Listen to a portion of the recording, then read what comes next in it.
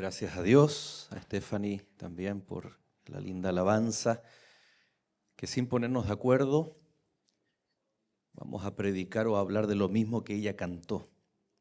¿Recuerdan el texto que fue leído? Romanos capítulo 10.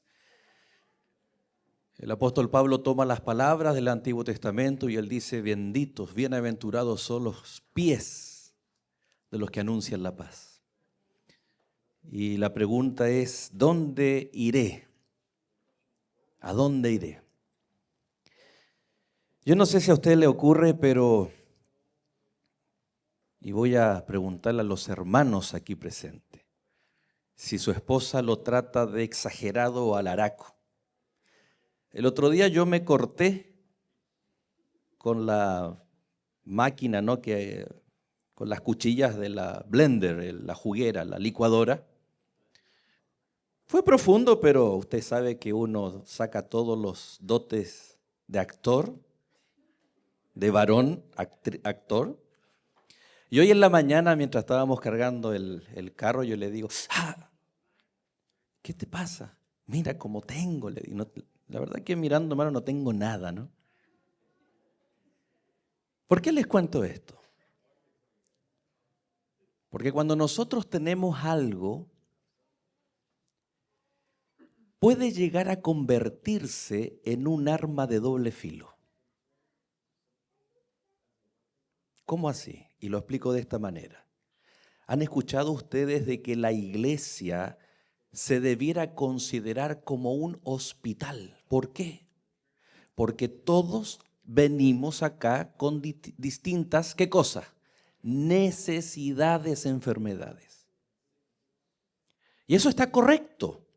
Es donde encontramos la cura, la sanidad, el renovarnos y todas esas cosas, esas experiencias. Pero cuidado.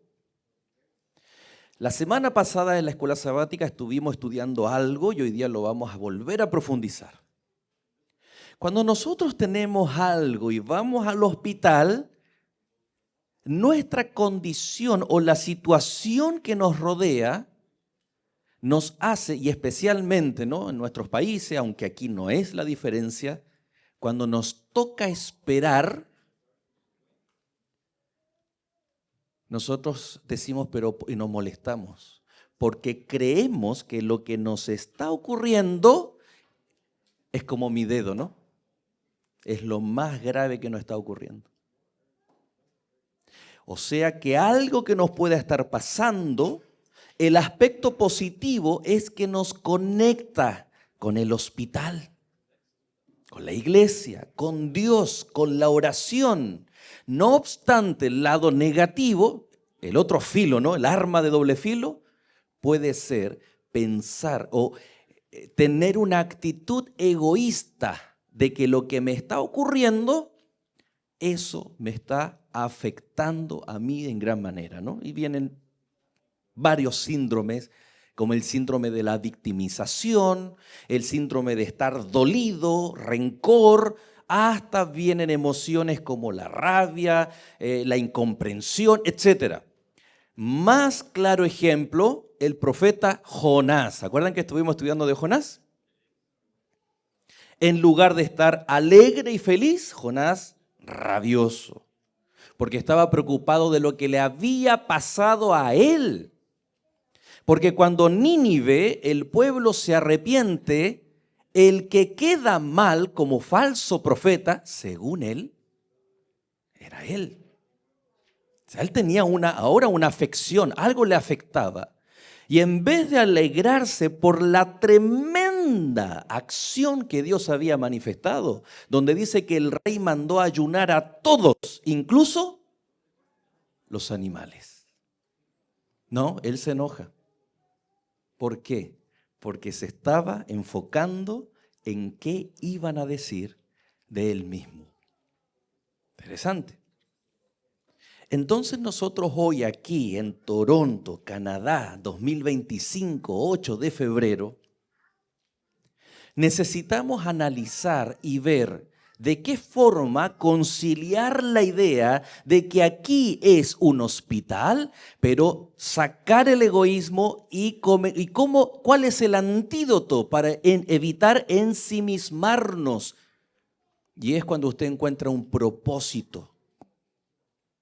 Cuando usted encuentra un propósito por el cual Dios le ha llamado, entonces es difícil que el propósito divino se mezcle con el egoísmo humano. Porque el propósito divino es el antídoto para el egoísmo humano. Oh, pastor, ¿cómo saber si yo soy egoísta humanamente?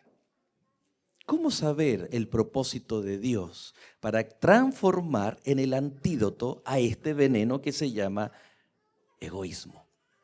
Vamos a ver ahí algunos principios del libro de Jonás. Primero, piense en una ciudad. Yo les voy a decir el nombre y usted tiene que imaginarla, pensarla. En medio del desierto, el ser humano construye una de las ciudades más modernas, extravagantes, carros bañados en oro. Algunos tienen de mascotas guepardos. ¿Cuál? Dubái, donde la mayoría de las personas profesa la religión islam. En donde durante el día y la noche en Dubái y en muchos otros países existen bocinas escondidas, parlantes, bocinas escondidas, y 5 veces al día se escucha el sonido para que todo se detenga y puedan hacer sus oraciones. Un país religioso, una ciudad religiosa. No obstante, en donde la preocupación está en hacer dinero, en quién tiene más, etcétera, en construir grandes rascacielos en medio de un desierto. ¿Se imagina usted llegando a Dubái? No de vacaciones, sino imagine que Dios le muestra un propósito para que usted pueda cumplir algo especial en Dubái. En el pasado, para el profeta Jonás, el propósito divino era decirles: ustedes son los peores pecadores que existen. Si no se arrepienten de aquí a 40 días, todos se van a morir. ¿Se imagina usted ir a una ciudad que tiene su propia cultura, su propio idioma, su propia creencia religiosa, y usted vaya con un mensaje de esa forma? ¿Por qué Dios le pide así esa estrategia misionera a Jonás? No lo vamos a analizar en esta hora, pero era necesaria que esa estrategia misionera, que ese propósito divino fuera de esa manera, para ese contexto y en ese tiempo. Si hoy día usted se atreve a hacer algo, lo más probable es que termine encarcelado Y aquí nosotros vamos a ir respondiendo una pregunta a través de todo el tema. ¿Qué es más fácil? ¿Ser Jonás en Nínive o ser, y ahí usted ponga su nombre, Joel en Toronto? Hasta ahora, ¿qué es más fácil? ¿Jonás en Nínive o Joel en Toronto? ¿Dónde? ¿En Nínive o en Toronto? Otra ciudad. ¿Vamos a otra ciudad? Esta ciudad es conocida como la ciudad que nunca duerme. La ciudad también, yo estaba en la duda. No. La ciudad del entretenimiento, capital mundial del entretenimiento. ¿Ya la saben? Miren. Este adjetivo es tremendo. La ciudad del pecado. La ciudad del pecado. En donde hasta Elvis Presley Es capaz de dos personas que se conocen en la calle y ven una, entre comillas, y bien grandes las comillas, una capilla, entran y dicen, queremos casarnos. ¿Se imaginan si Dios me manda una visión, un mensaje, algo y me dice, necesito que vayas a hablar acerca del verdadero fundamento de la familia? Y que te pares fuera de esa capilla y le digas a Elvis Presley, yo también soy pastor. ¿Puedo predicar aquí de la verdadera relación familiar que Dios creó en el huerto del Edén? ¿Qué es más fácil?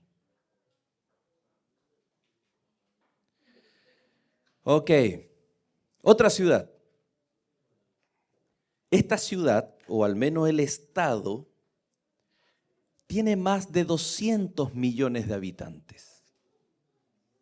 Y en la ciudad misma son alrededor de 40, 50 millones de personas. Atravesarla, usted se demora cerca de 2 a 3 horas. Una de las palabras más típicas de esta ciudad es la palabra favela, en donde la droga, la delincuencia, en donde ni siquiera los policías son capaces de entrar a ciertos sectores. Me refiero a Sao Paulo. Y ahí estaba el pastor Marcio Alves, ustedes lo conocen. Un día en Sao Paulo me dice, acompáñame. Y me lleva a una favela ahí en Guarulhos y me dice, todo esto es parte de nuestra iglesia. Y de pronto en el carro él dobla y había una cancha o un campo de fútbol, de soccer, de tierra. Y acá habían como unos muchachos con jeans pero sin camiseta. Y de pronto ellos bajan las gradas rápidamente y se acercan a nosotros. Yo dije, ay, ay, ay, hasta aquí llegamos.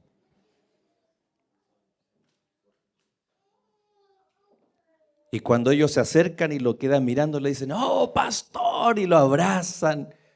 Y después él me contaba que la iglesia hacía talleres de fútbol con los niños, hijos de esas personas que eran pandilleros o delincuentes. Pero una tremenda ciudad. Ahora, hermanos, estoy pensando en una ciudad que toda la ciudad tiene alrededor de 6,5 millones de habitantes.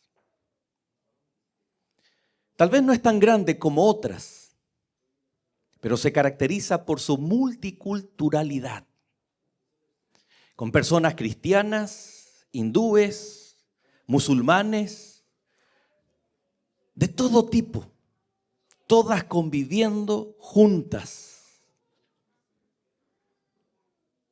¿Cómo se llama esta ciudad? Toronto. El Gran Toronto, todo incluido, ¿no? Desde Oshawa tal vez hasta Burlington, se calcula en el último censo que son 6,5 millones de habitantes. Ustedes saben, y solo el GTA son cerca de 3 millones de habitantes. ¿Por qué usted está aquí? Pensemos ahora en el efecto que se produce cuando tú y yo pasamos problemas y dificultades. Nos ensimismamos, somos egoístas y descuidamos una parte fundamental que era lo que descuidó Jonás. Miren, algunos datos del libro de Jonás.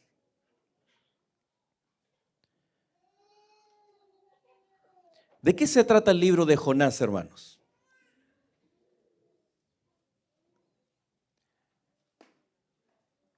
¿De qué se trata el libro de Jonás? Si usted piensa que es la historia de un gran pez, y considerando que en el Antiguo Testamento la repetición marca la importancia de un tema, el gran pez es mencionado solo 4 veces, por lo tanto no es importante, o no es la parte más importante, o no es el énfasis que el libro quiere darnos. Aunque habla de la intervención divina en pro de su hijo que se equivoca, no es el énfasis del libro. Segundo, la historia de una gran ciudad de 96 kilómetros de ancho, con cerca de 600.000 habitantes, que aquellos siglos era la más grande. Pero Nínive es mencionada solo 8 veces, por lo tanto no se trata de la ciudad.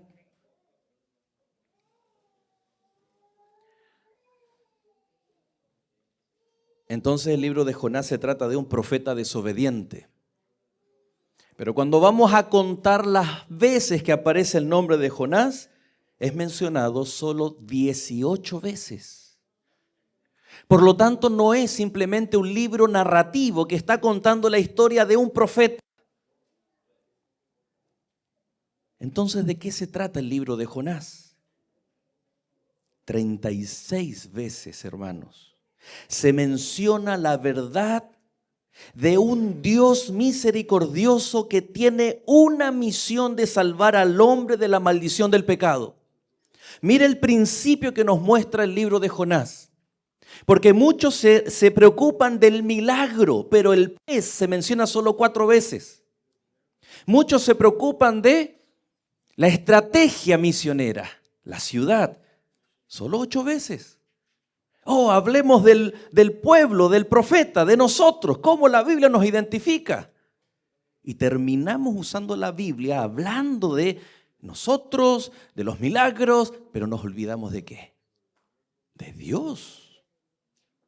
Dios, manifestando misericordia y teniendo una misión, aparece 34 veces. Y es lo que nosotros, cuando nos hacemos una herida, cuando el pecado, cuando el mundo, o solo el hecho de estar en este mundo y somos heridos, automáticamente pensamos que nosotros somos lo más importante del libro. Y dejamos de mirar, ¿qué cosa? La misión de Dios, el propósito que Dios tiene. Todo el resto, el pez, el profeta, la ciudad, es un medio. Nosotros no somos el objeto, nosotros somos el medio por el cual Dios cumple su propósito misional de salvar a otros. Cuando yo pierdo ese propósito y creo que soy el objeto, aunque no, muchas citas dicen que somos el objeto de la gracia, el amor y misericordia. Sí, pero estamos hablando de propósito, ¿ok?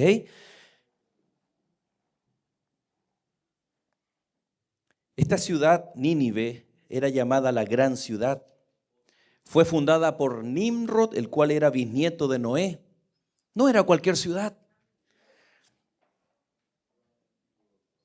Era grande en esplendor y influencia. Una de las principales ciudades del imperio asirio, construida en la ribera del río Tigris. Y eso la hacía una ciudad muy rica, en lo que actualmente es territorio de Turquía. Perdón, Irak.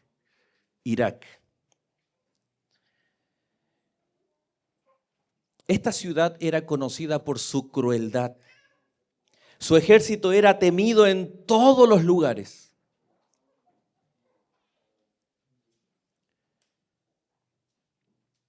De alguna forma Hollywood se ha encargado de transmitir, ¿no?, estos antiguos imperios, cómo ellos eran, sus conquistas, sus ejércitos. Era considerada en aquella época la capital del pecado. Los asirios eran conocidos por su crueldad, violencia y sus pecados. Por ejemplo, a sus enemigos los empalaban vivos en estacas puntiagudas, dejándolos así hasta que murieran expuestos al calor del desierto. Afilaban estacas y sentaban allí a sus enemigos hasta que murieran. Decapitaban a miles de personas y colgaban sus cabezas en las puertas de la ciudad y sacaban la piel a las personas mientras éstas estaban vivas. No respetaban sexo ni edad y seguían la política de matar bebés y niños para no tener que cuidar de ellos. Eso está registrado en Nahum, capítulo 3, verso 10. Cuando ellos tomaban prisionero o cautivo a alguna nación, llevaban consigo ganchos y cadenas. Y de esta parte, hermanos, de la piel del cuello, con esos ganchos, enganchaban a sus cautivos y se los llevaban hacia las ciudades capitales. Muchos morían en el camino, desangrados, gracias. Y las crónicas históricas mencionan de qué forma el pueblo sufría, los pueblos dominados, tomados cautivos, mientras eran llevados por los asirios. Solo unos cuantos eran tratados bien y luego los dejaban libres para volver, como fue el caso del Reino del Norte en Israel. Nunca había habido en Israel tanto tiempo de paz. Cuando Jonás era profeta, en su propia casa en Israel estaba todo tranquilo. Su nombre, Jonás, significa paloma. Y paloma siempre representa hasta nuestros días, ¿qué cosa? Paz. Su nombre, el ambiente que había. Era un profeta cómodo, tranquilo. Y llega un día Dios y le dice, tengo una misión. Y esa es mi misión. ¿Cuál es, Señor? Anda a Nínive. Yo quiero que usted piense por qué usted está aquí, independiente de la condición que usted está aquí, independiente de la cantidad de años que usted está aquí. Pero usted tiene un privilegio que nuestras familias, hermanos y amigos de México, Colombia, El Salvador, Panamá, Venezuela, Chile, Argentina no tienen. Porque usted está en Nínive. Porque esta gran ciudad es el desafío que Dios tiene en su corazón. Y aunque Él puede hacer así y darse a conocer a mucha gente, ¿qué cosa? La misión de Dios no lo necesita a usted ni a mí. Nosotros necesitamos de la misión de Dios.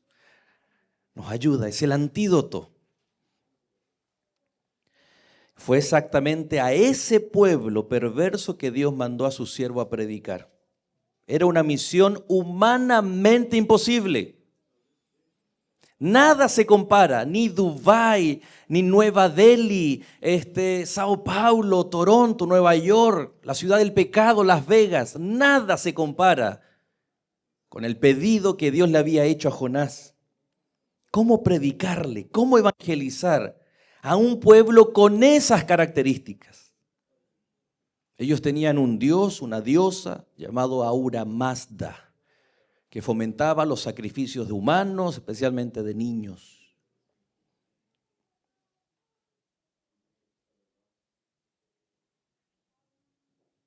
Como decíamos, Jonás era un profeta exitoso y conocido en Israel. Eran días de paz y prosperidad, vivía en una zona de confort. Dios le dijo, levántate y anda a la ciudad de Nínive, predica mi palabra con urgencia, pues los pecados de ellos han subido hasta mí. Pero Jonás se dispuso, ustedes conocen el texto, para huir de la presencia del Señor para Tarsis. Tomó un navío y huyó. La idea era huir de la presencia del Señor. Y uno se pregunta, ¿qué clase de profeta pretende huir de Dios? ¿Acaso no sabía? ¿Recuerdan ustedes ese salmo que dice, aunque me esconda en lo más profundo de la tierra, ahí estás tú? ¿Saben por qué él osa esconderse de Dios? Porque él tenía una pequeña herida en su dedo y pensaba que se iba a desangrar y a morir. Porque estaba preocupado de sí mismo y no de la misión de Dios.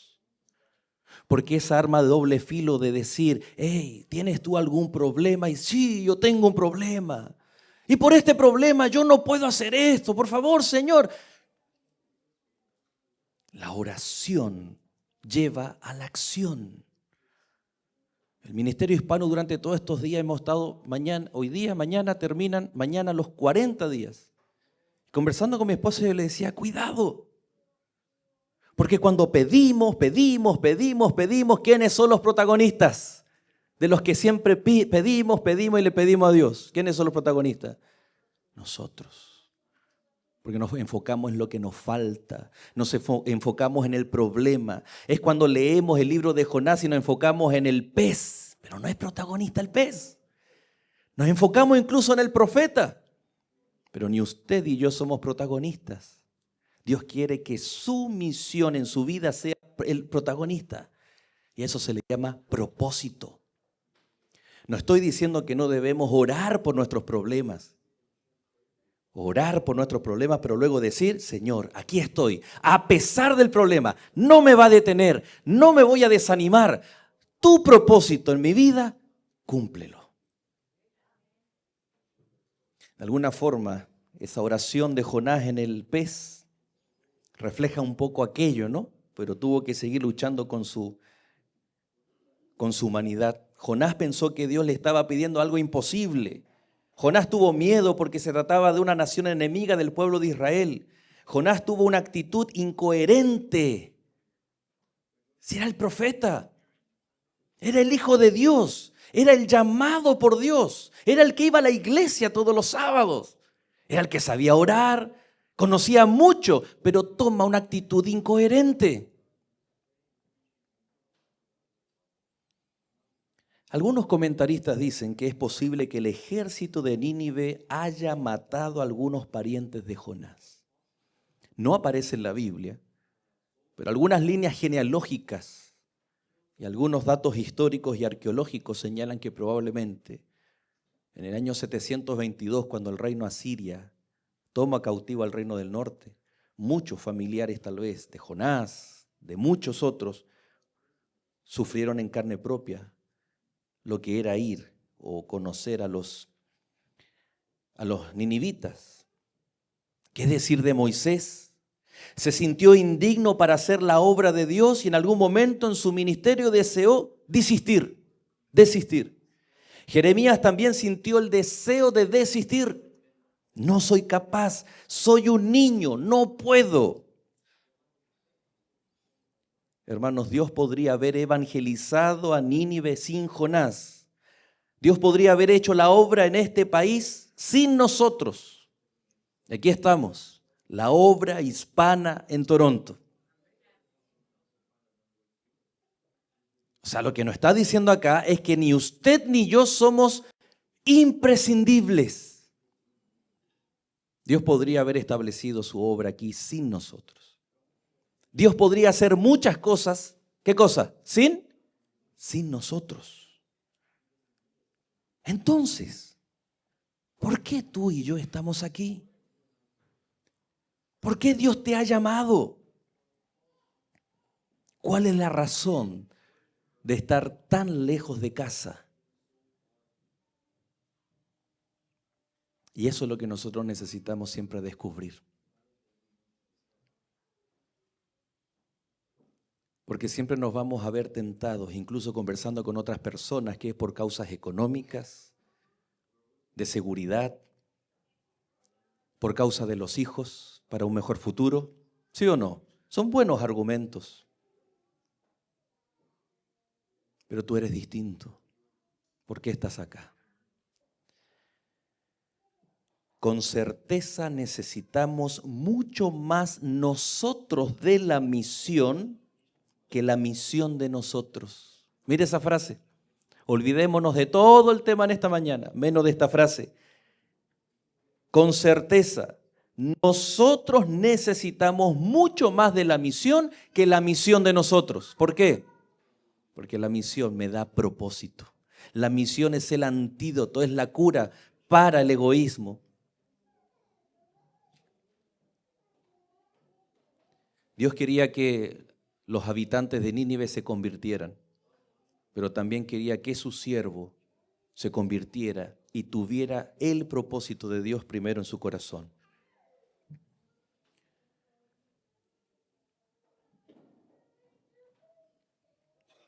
Jonás huyó, se rebeló, entró en un barco, bajó a la bodega y se durmió profundamente. Su sueño era tan profundo que ninguna tempestad fue incapaz de despertarlo, ni los gritos de los marineros. Y yo me pregunto, cuando usted está, entre comillas, escapando de Dios, enojado con Dios, viviendo un problema, ¿puede dormir tranquilo? ¿Y por qué Jonás está durmiendo tranquilo? Muchos hoy están así y están en un sueño tan profundo que las tempestades de la vida no consiguen despertarlo. Entonces, ¿qué hace el Señor? El Señor toma el control de la tempestad. Incluso toma el control de aquellas personas que están alrededor. ¿Quiénes eran? Usted puede rebelarse contra Dios y al mismo tiempo tener una falsa sensación de seguridad. Si en algún momento usted se ha soltado de la mano de Dios y piensa que está todo bien, ¿en qué nos diferenciamos entonces entre Jonás y nosotros durmiendo en el barco? No está todo bien cuando nos soltamos de la mano de Dios. Cuando perdemos el propósito que Dios por el cual te llamó. Si no está claro el propósito, cuidado. Si nos conformamos solo en venir a la iglesia, ¿qué estamos haciendo? Durmiendo en medio de la tempestad. Para Jonás era mejor que Nínive fuese destruida a que los asirios sobrevivieran y atacaran a Israel. Dios no estaba hablando con Jonás por medio de su palabra, pero sí a través de sus obras. Dios se manifestaba a través del mar, el viento, la lluvia e incluso el gran pez, pero él estaba durmiendo. Toda la naturaleza obedecía a Dios, excepto el que tenía la capacidad de decidir por Dios. Dios puede armar todo. Dios puede preparar todo. Todo le va a obedecer, pero nunca va a violentar tu decisión por Él. Entonces Dios habló a su profeta a través de los marineros paganos, idólatras. Ellos tenían sus propios ídolos, no creían en Dios. Y ellos terminaron siendo instrumentos de Dios para que el profeta pudiera escuchar. Es triste cuando un siervo de Dios es reprendido por los incrédulos. ¿Cómo podemos dormir delante de tan grandes desafíos? Piensa en la ciudad donde usted vive. Piensa en el barrio donde usted vive. ¿Cuánta gente necesita del Señor? Y nosotros podemos estar durmiendo. ¿Cómo vivir indiferente frente a los proyectos tan desafiantes que nosotros tenemos aquí en nuestra comunidad hispana, cristiana, adventista? No son solo proyectos o actividades, es la misión de Dios. Jonás perdió su testimonio. Sin duda no estaba haciendo justicia de su nombre, que significa paloma, símbolo de la paz. Jonás podría haber despertado: no se preocupen, tranquilos, voy a orar a mi Dios y Él traerá calma. Pero no pudo dar testimonio.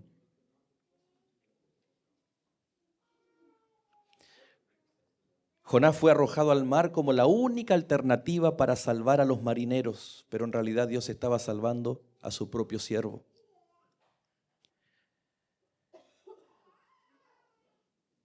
Fíjense, hermanos, que una de las divinidades de los ninivitas era un gran pez. Dios podría haber salvado a Jonás de muchas maneras. ¿Por qué usa un gran pez, el cual estaba relacionado con la idolatría de los ninivitas? ¿Por qué? Porque de alguna forma el profeta debía entender que las estrategias de Dios, que los principios de Dios son inamovibles, pero sí Dios tiene estrategias misioneras para alcanzar personas que adoran a un pez, a ídolos, etcétera. Que a pesar de esa gran diferencia que nosotros podemos encontrar, esas personas pueden ser alcanzadas. Dios maneja todo porque es su propósito. Fue Dios quien controló la tempestad, preparó el gran pez para rescatar a Jonás de las profundidades. ¿Acaso Isaías 43 nos dice, cuando pasares por las aguas, allí estaré yo?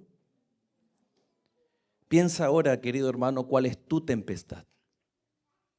¿Cómo ahora mirarla considerando de que Dios está al control? Para Jonás la tempestad era algo que lo iba a destruir. Tal vez era el corte en su dedo. ¡Ay de mí! Y comienza a enfocarse en sí mismo. Porque el ser humano, cuando pasa por un problema, se trastorna en egoísta. Porque cuando estamos en la sala de urgencias y vemos que llega alguien después que nosotros y lo hacen pasar antes que nosotros, decimos, pero yo estoy peor que él. ¿Por qué me hacen esperar? Lo mismo pasa en la vida espiritual. Nos comparamos con otras personas. Nos preocupamos de nuestro dolor. Y lo que a Jonás tenía que hacer era, hey, Dios me quiere salvar. Y Él está al control de la tormenta. Él está al control Él está a través de los marineros hablando conmigo. Dios está al control del viento, de las marejadas y del gran pez. Pero a nosotros nos cuesta decir eso. Por ejemplo, ¿cómo puedo decir Dios está al control de ese cáncer? Cuando normalmente y la lógica es decir, Señor, por favor, ¿qué cosa? Cúrame, ¿sí o no? Y ese pronombre reflexivo nos juega una mala pasada. ¿Cuál es? Me. Cúrame, sálvame, protégeme. Y gloria a Dios que cuando oramos mal el Espíritu Santo gime con gemidos indecibles. Para cuando nosotros le pedimos así en oración, el Señor aún con misericordia nos responde. Pero ahí está el viento, la marejada, la tormenta y el gran pez. Enumere sus problemas, hermano. Haga ese ejercicio. ¿Por qué usted está orando? ¿Acaso Dios no está al control? Tal vez Dios está esperando un cambio de actitud, un cambio de visión en nosotros. Y ahí está la gran Nínive. Y ahí está el gran Toronto. Ahí están tus amigos. Ahí están tus colegas. Pero permítenos hacer algo muy práctico. Ahora nosotros vamos a orar por nuestros amigos. Por supuesto, ore por la tormenta. Pero diga, Señor, ¿tendrás tú algún propósito a través de estas dificultades por las cuales siempre he estado orando, pero no encuentro respuesta? Pero ahora, Señor, yo quiero orar por algo especial. Quiero orar por al menos una persona que necesita de Cristo Jesús. Hermanos, y vamos a tener 2 semanas para orar. Para cambiar nuestra visión un tanto egoísta de solo orar por nosotros mismos. Y saben ustedes que el Ministerio de Escuela Sabática y Ministerio Personal, Acción Misionera en nuestra iglesia, el sábado 22 de febrero vamos a tener un día especial, el Día de los Amigos. ¿Qué vamos a hacer entonces a partir de ahora? Yo sé que lo han estado haciendo, pero nos vamos a poner un desafío. No le vamos a tener miedo a Nínive. No es imposible, porque vamos con Dios, porque es el propósito de Dios. Y vamos a orar, y ese día vamos a traer algún amigo. Ustedes algunos han recibido alguna invitación. Quien no, por favor, al final acérquese a la hermana Elizabeth, a la hermana Isis, para que usted pueda llevar una invitación. Pero no se preocupe, porque el papel de pronto se moja, se arruga. La mayor invitación es usted. Haga unas pupusas ricas y le lleva de regalo a su amigo. Preocúpese por sus intereses. ¿O qué cosa dije? Tamales. Haga tamalitos ricos. Un pancito, algo. Y si no tiene el arte culinario de la cocina, vaya al Costco, al Walmart. Compre unas galletitas, algo. y le hace una notita con puño y letra y se la deja en la entrada de la puerta. Primer paso. Estoy orando por ti. Segundo paso. Pero hagámoslo de verdad, interceder, orar.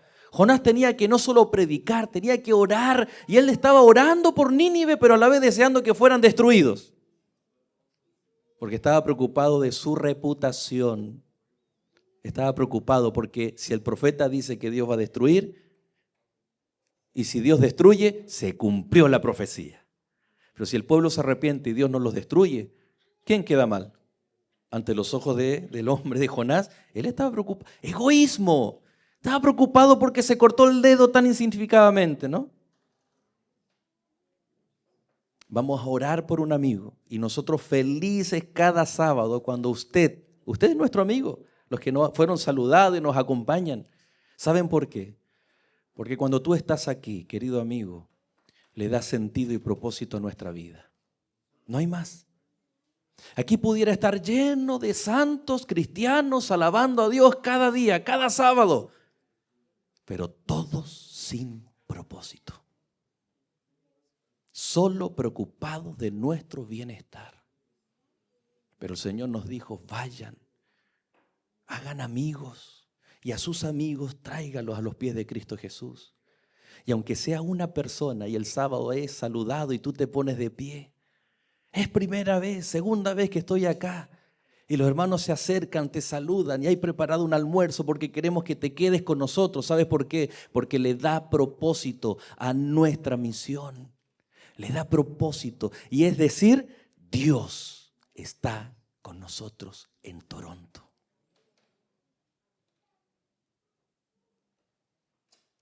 Y querida iglesia,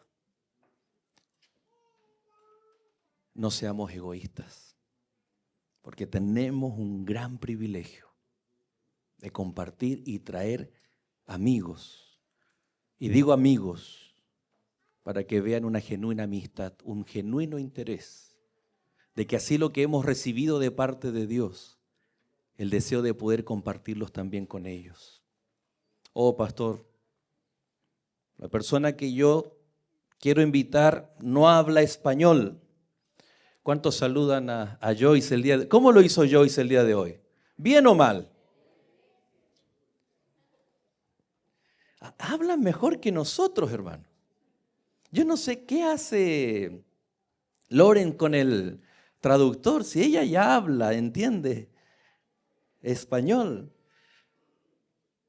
Es un problema que alguien, y aquí Lawrence, Joyce y otros amigos más, allá está nuestra amiga, yo ya la he escuchado también hablando español. ¿Es un problema el idioma? Tal vez ellas nos pueden decir. No es un problema el idioma.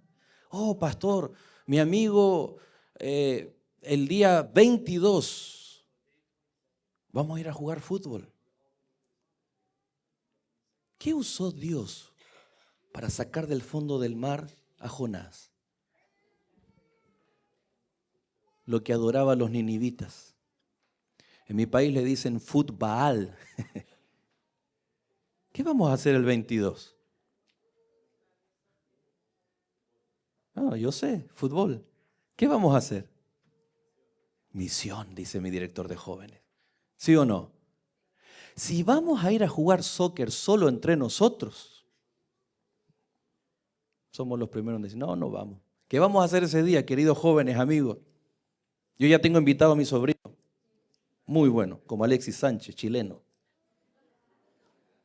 Cuando llegó, hermano, siempre que nos vemos me dice, tío, vamos a jugar fútbol. Él es profesor de educación física, de gym teacher, y trabaja en una escuela de fútbol también para niños. Y yo ya tengo mi amigo invitado, ¿ven? Los jóvenes también tienen. ¿Por qué? Porque vamos a cuidar nuestro cuerpo, vamos a hacer deporte, pero también, ¿qué hacemos nosotros? El día de hoy, ¿qué vamos a hacer? Hoy día hay sopa en la noche. Y vamos a tener unos juegos ahí entretenidos de salón. ¿Pero por qué? Porque queremos compartir tiempo con nuestros amigos. Claro, porque en el sermón solo el pastor habla y nadie conversa, no se puede. Pero queremos mostrarte también que esta es una iglesia que te estima, que te quiere, que somos felices, que tú como nuestros amigos estés aquí en esta hora. estrategias misioneras que son de Dios, inspiradas por Dios. Y cada uno de nosotros, hermanos, puede participar en alguna de ellas. Yo me alegro cuando los mismos jóvenes dicen, los chicos, ustedes saben, se manejan en inglés, son buenísimos. Pastor, y no voy a dar detalles, pero ellos quieren enseñarle inglés a la comunidad hispana que lo necesita, que está recién llegada, que justo ahora se requieren mucho más puntos para la Express Entry, para las nominaciones provinciales y todas esas cosas. Ahí está la necesidad, ahí está Nínive, ahí está la ciudad, y nuestros jóvenes dicen, queremos suplir esa necesidad de esta forma. ¿Y cómo lo van a hacer? Bueno, vamos a invertir nuestro tiempo, vamos a invertir nuestros recursos, vamos a hacer aquí y allá. ¿Por qué? Porque tú tienes que descubrir cuál es tu propósito. ¿Por qué Dios te ha llamado?